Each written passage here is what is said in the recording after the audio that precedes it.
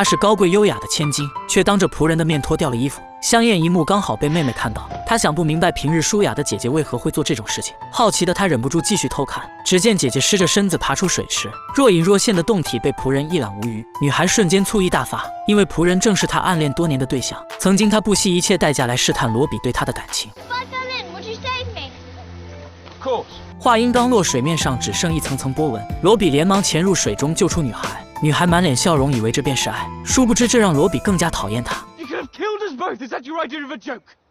可如今姐姐竟半透着身体站在她的面前，这让欧尼的憧憬瞬间崩塌。他认为一定是罗比对姐姐图谋不轨，然而事实与他所想截然不同。几分钟前，西雅为了迎接哥哥回来，特意采来一些鲜花，整理花瓶时正巧看到罗比坐在屋外。思索片刻后，西雅整理好自己的头发，借着给花瓶装水的机会来到罗比身边。他们是一起长大的主仆，也是青梅竹马的玩伴，10多年的相处，他们早已暗生情愫。可如今罗比准备去留学深造，这一走就是6年。西雅话里话外暗示着让他不要离开，可木讷的罗比根本没有读懂他的心思。气得西雅转头就走，罗比一头雾水，赶紧跑上来帮西雅给花瓶装水，却不小心掰坏了他的花瓶。You idiot!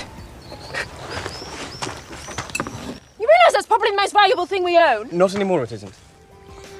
西雅脱下外衣，只是为了潜入水中捡起沉在水底的碎片。等他湿着身子上来时，罗比绅士般的转过身体，他也同样爱着西雅，何尝不想借此机会一睹芳容？可自己是个穷小子，又怎么配得上出身豪门的他？只能趁着女人走后，将满腔的爱意化成池水上不舍的轻浮。回到家后，罗比想写一封信来表达自己的歉意，然而写到最后，道歉信变成了他对女孩的幻想，露骨的内容连他自己都忍不住坏笑。这当然不能被西雅看到，他只好重写一封书信，并托付妹妹欧尼将信件送给姐姐。欧尼离开后，他才意识到自己拿错了信件，他竭力地呼喊欧尼，但一切都已经晚了。在嫉妒心的驱使下，欧尼刚进房间就拆开了信封，书信的尺度让他大为震惊。他迫不及待地拿给姐姐，以为这样会让姐姐看清这个男人，没想到姐姐看完后荷尔蒙激增，纠缠不清的感情终于找到了突破口。再次见到罗比时，他没有说话，但眼神中流露的爱意说明了一切。罗比心领神会地跟着他来到书房约会。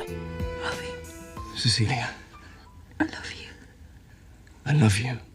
不料门外掉落的耳坠引起了欧尼的注意，走进书房正巧撞见放飞自我的两人。Cecilia. 情势被撞破，他们只好尴尬地离开。等到晚饭时，两人十分自然地坐在一起，桌面下互动的手指仍在诉说着彼此的爱意。正当这时，欧尼慌张地跑了进来，姨妈家的双胞胎兄弟不见了。众人慌忙出去寻找，在一个草丛中，欧尼看到表姐被人侵犯，他被吓得手电筒瞬间掉在地上，凶手也趁机逃跑。黑暗中，他没有看清凶手的容貌，但想起下午发生的事情以及那封露骨的书信后，他决定把矛头指向罗比。I saw him with my own eyes. 随后，他趁着姐姐接受审问，翻出了那封露骨的情书来证明他所言属实。时间到了深夜，罗比还未回来，西雅担心极了，她希望罗比永远不要露面，因为这里有一张大网等待着他。一番焦急的等待后，罗比带着双胞胎兄弟出现，母亲把欧尼赶回屋内。Time we went to bed. But now. 母亲了解自己的孩子，也更爱他们。她知道小女儿撒了谎，但为了不让穷小子玷污西雅，只好把他的谎言编织得天衣无缝。回来的罗比在一脸疑惑中被警察包围。分别前，西雅在他的耳边说出了永恒的誓言 I love you. Come back. Come back to me. 罗比因强奸罪名成立，含冤入狱。房间中的欧尼眼含泪水，幼稚的他只是想借此挑拨姐姐与罗比的关系，没想到竟亲手把意中人送进了监狱。时间一晃过了3年，为了提前出狱见到西雅，罗比响应国家号召进入战场。出发前，他见了心心念念的姑娘最后一面。此时的西雅已和家族断了关系，为了与罗比这次见面，他放弃了优越的工作环境，成了一名部队前线的护士。虽然服刑期间西雅无法探视，但他对罗比的爱从未变过。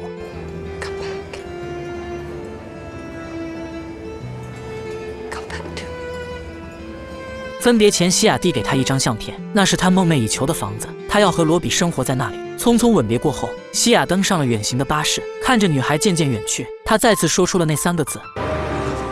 半年后，战争接近尾声，罗比与2个队友却不慎掉队。西雅给他的相片和书信成了他活下去的信念。有时他也会灰心丧气，但想象到与西雅一起生活的画面，他又充满了动力。I will return. Find you. Love you. Marry you. And live without shame. 经历了长途跋涉，他们终于找到了组织，可等待撤退的盟军有整整40万。他不知自己能不能熬到回家那天。因为胸口的枪伤已经感染，不知过了多久，他们依然滞留在这，剩余的物资寥寥无几，就连淡水资源也极度匮乏。不幸的是，罗比的伤情开始恶化，在寻找资源的途中，他出现幻觉，去世的母亲时不时的在眼前出现。起初他还可以控制自己，但到了后来，他完全沦陷其中。看到母亲端来热水，他褪去脚上的长靴，再次赶路时，他也感受不到脚底的疼痛。然而这在战友的眼中，罗比已经发疯。他找到一个安静的地方，把罗比安顿下来。梦里，他回到了与西亚分别那天，终于见到了那个万分思念的女孩。然而好梦被战友打断，原来睡梦中的他一直在呼喊西亚的名字。另一边，欧尼放弃了留学深造的机会，跟随姐姐的脚步成为一名军队护士。似乎只有这样才能弥补自己曾经犯下的罪行，才能洗去灵魂深处的污点。不久后，他在新闻上看到了表姐结婚的消息，新郎正是双胞胎失踪那晚前来做客的富商。一丝疑虑在他的脑海闪过，为了证实自己的想法，他特意来到表姐婚礼现场，望着新郎的身影，他猛然间意识到，这个家伙正是那晚侵犯表姐的男人。婚礼结束后，表姐挽着富商的胳膊从面前经过，他抬头想从表姐的眼中看到答案，但表姐下意识地躲开了。这一刻，他才明白表姐并不是被强暴，欧尼那晚脱口而出的谎言只不过是他保全贞洁的外套。残酷的现实让他愈发内疚，他鼓起勇气来到姐姐的住处，当面向罗比与西亚道歉。罗比发了疯般向他发泄沉积多年的委屈。 You have to be 18 before you can bring yourself to own up to a lie. There are soldiers of 18 old enough to be left to die by the side of the road. Did you know that? Thanks to you, they were able to close ranks and throw me to the fucking wall! 冷静下来后，他们要求欧尼出一份律师声明，来推翻之前的伪证，还给罗比一个清白。欧尼离开后不久，罗比夫妇来到了海边的蓝房子，他们终于过上了梦想中的生活。